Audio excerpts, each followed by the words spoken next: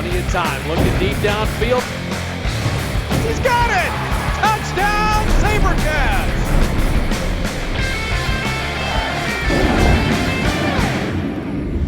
Welcome to SaberCats Weekly here on Comcast Sportsnet. I'm Chris Townsend. The SaberCats absolutely crushed the Orlando Predators this past Saturday night at the SAP Center. Coming up next, we're going to go over the highlights with the head coach, Darren Arbett. We'll also talk to a local boy who's playing wide receiver, Doug Williams, for the SaberCats. That's all coming up next right here on SaberCats Weekly.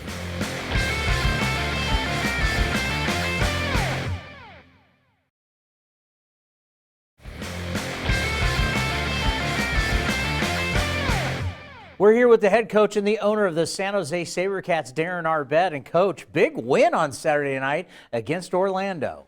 The guys played hard. They went out, started off playing the way we should start off playing, and they finished the game 4 complete quarters. And you're heading into the bye week with a 3-game winning streak. That has to feel good. Like I told them after the game, I'm proud of them. The last 3 games, they've made those 4 or 5 plays that it takes to win a game. And they're going to have to continue to do that. Well, this thing turned into a blowout. Let's go over the highlights. As Orlando had the ball first, right out of the gate, you got a turnover and a score.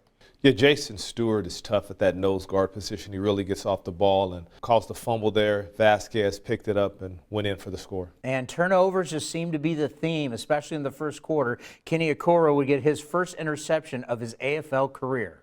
Right place, right time, ball goes off a receiver. He's right there. Great play for him. And then Russ Mickna would take it into the end zone, a 1-yard run, and before you know it, you got a 14-0 lead. Yet offensive line, we challenged them this week to really get off the football, and they did a nice job getting off there, and Russ was able to get into the end zone. And Dominique Curry, this kid is something special. As he would get the touchdown, a little out pattern, 4-yard touchdown. You look at this guy, his size and his speed, it doesn't look like the defense can cover him, Coach.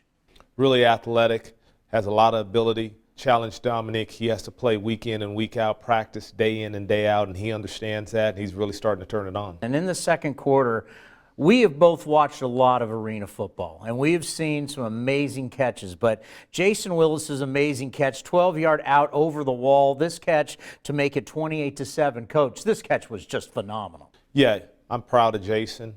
Looked at adversity right in the face, challenged it. He's getting a lot better as a receiver. He's bursting his routes.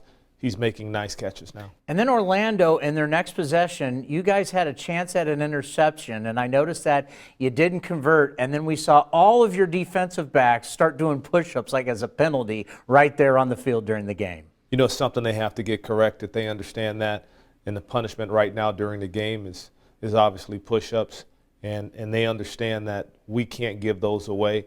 Those are big turnovers in this game. Isn't that kind of a team thing too? Kind of a bonding thing for your secondary? It really is. If one guy doesn't catch it, they all do it. They even do it in practice. Jason Willis with a 27-yard touchdown catch. This is starting to really go your way to make it 35-22. You know, the line that starts up front with the protection.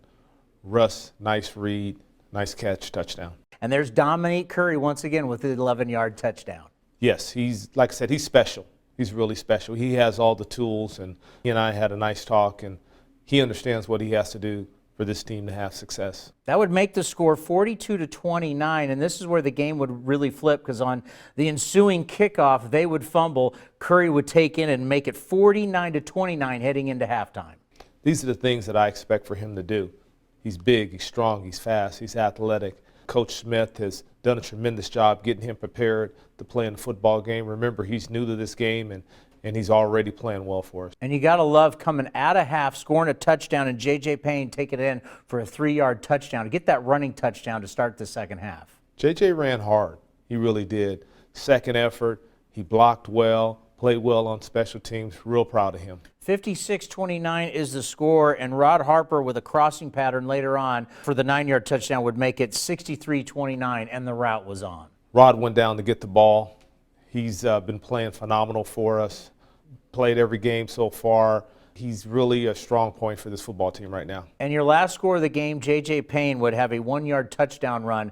This guy's a bulldozer, Coach. I mean, when he's got that nose for the end zone, when he's smelling it, you're not going to be able to get to him. We have 2 good ones, J.J. and Odie.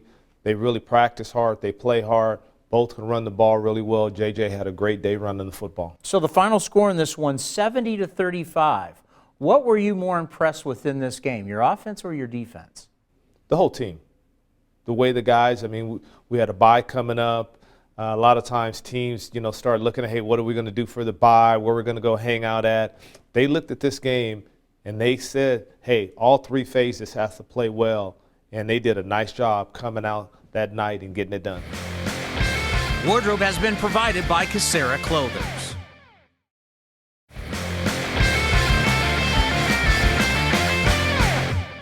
It's been a very interesting start of the 2014 campaign for the San Jose SaberCats. There have been some highs, there have been some lows. Let's check out all the highlights.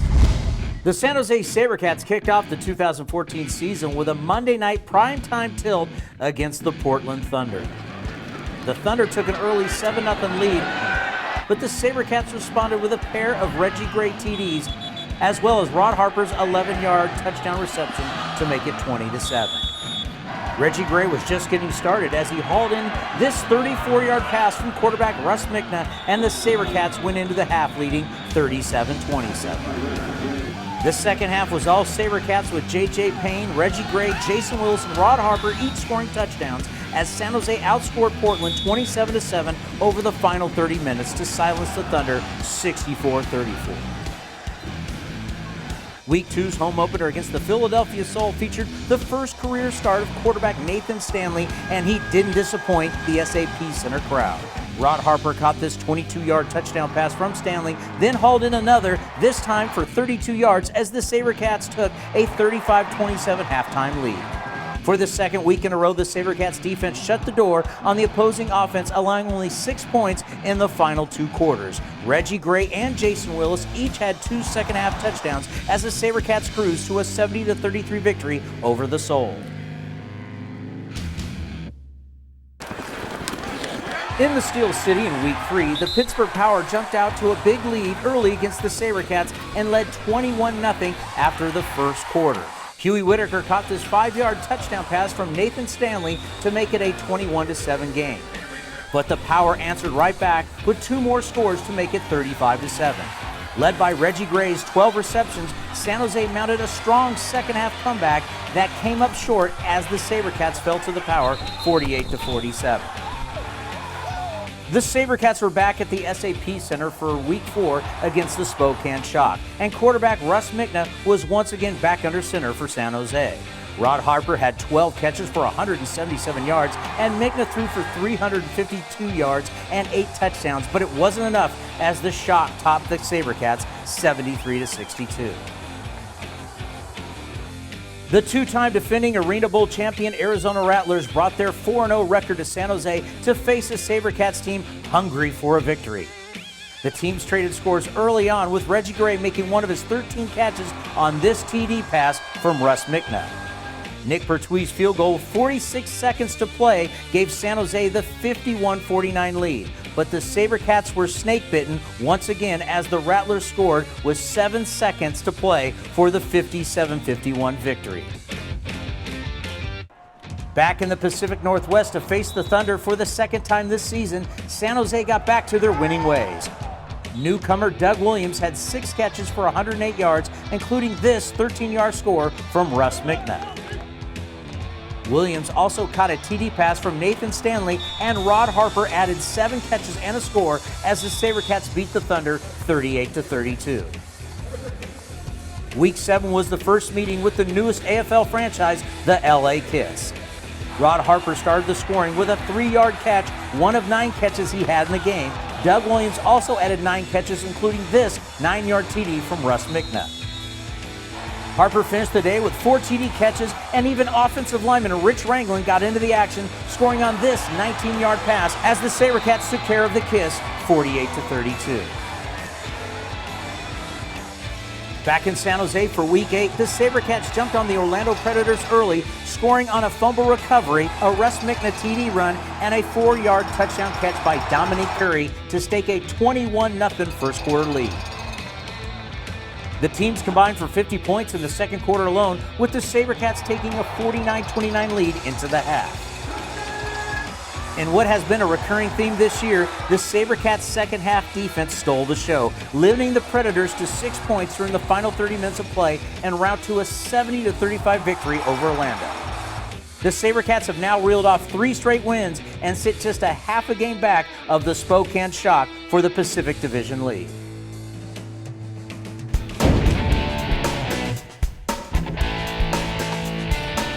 Hi SaberCat fans, my name is Courtney and this is my second season as a SaberKitten. My favorite part about being in the games is interacting with all the fans and getting them excited. Let's go SaberCats! The SaberKitten of the week has been brought to you by Norton by Symantec. Week 8's Defensive Player of the Game was defensive lineman Luis Vasquez. Vasquez recorded 1 sack on the night and sparked the team early with an 8-yard fumble recovery touchdown on the 3rd play from scrimmage. The Defensive Player of the Game has been brought to you by Fries.com. Well, now joining us on SaberCats Weekly, it's always great to bring a hometown boy back to play some football for the SaberCats. Doug Williams joins us here. Doug, you know what? It's got to be so special for you. You grew up in Mountain View to come back home and play for the San Jose SaberCats. Oh, it is. I love it. It's nice to be back home. I haven't been back home in about 5 years.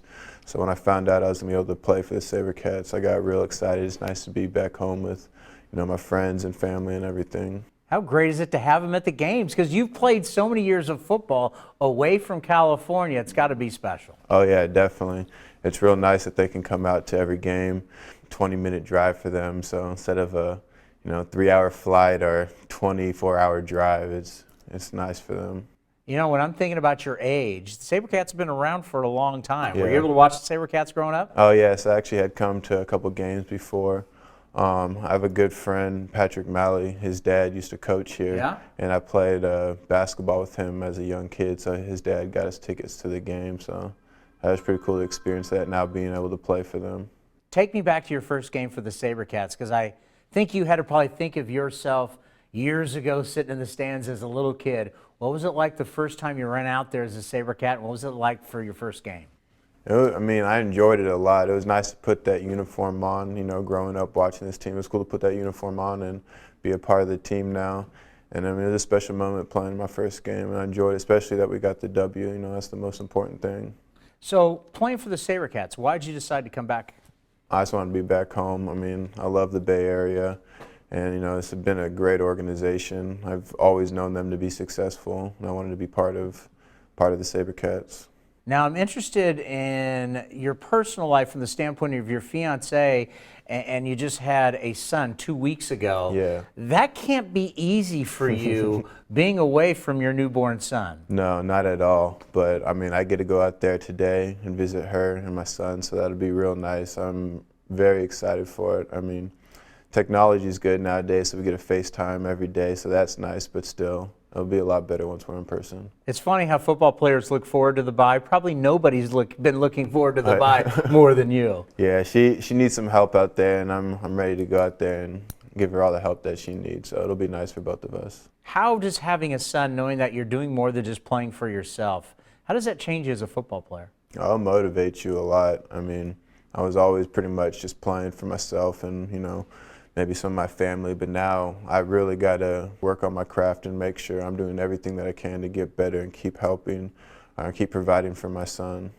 And when you look at this season, there's been some ups and some downs. There was a little losing streak, which we don't see too much here. But I can tell you, the last couple of games, it's been absolute dominance. Take us through the first 8 games, what you've seen with this club. Well, yeah, we had some highs and lows. We started off real hot and then had that 3-game losing streak. No matter what team you are, you're going to have some adversity. It may be a losing streak, may be injuries, all kind of things happen in a long football season. So now that we're back on a winning streak again, we're ready to keep this thing rolling, and I think we'll be just fine. How impressed have you been with the defense? Because they've been put in a hole a few times this year. They have risen to the occasion so many times. Even in the losses, they've played so well. Yeah, well, as an offensive player, we got to thank them. They've definitely been there every game and definitely helped us out when we haven't been able to put up too many points. They've been playing lights out pretty much every game. We got to thank them on the offensive side. When you come out of the bye, what do you think is going to be the key for this team? We just got to stay focused. I think we'll be just fine. Just everyone comes back from the bye focused, ready to go, and we'll be good. And is this one of those deals where the bye is coming at just the right time? Because you've had some key guys injured. Oh, yeah, this is perfect. There's some guys that are banged up, and they'll be able to rest up and be ready for Portland when we get back. Well, I know this bye week's going to be very special for you, so go enjoy your newborn son. I know it's going to be great for you and your fiancée, and we'll see you when you get back as the SaberCats try and go after another Arena League title. Yes, definitely. Thank you very much. Week 8's Offensive Player of the Game was wide receiver Dominique Curry. Curry recorded 4 catches for 27 yards with 2 touchdowns and added an impressive fumble recovery touchdown on a kickoff late in the second quarter. Offensive Player of the Game has been brought to you by Fries.com.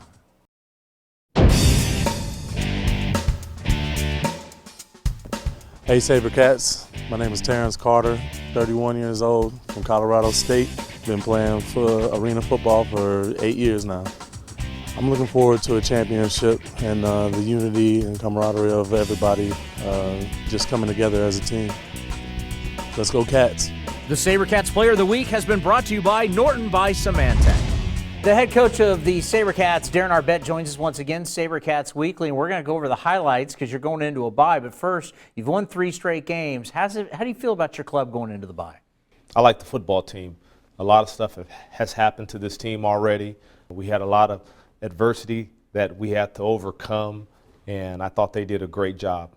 Well, in the first game against the Portland Thunder, Portland's first ever game, you got the win 64-34 as a way to get out to a good start for the season.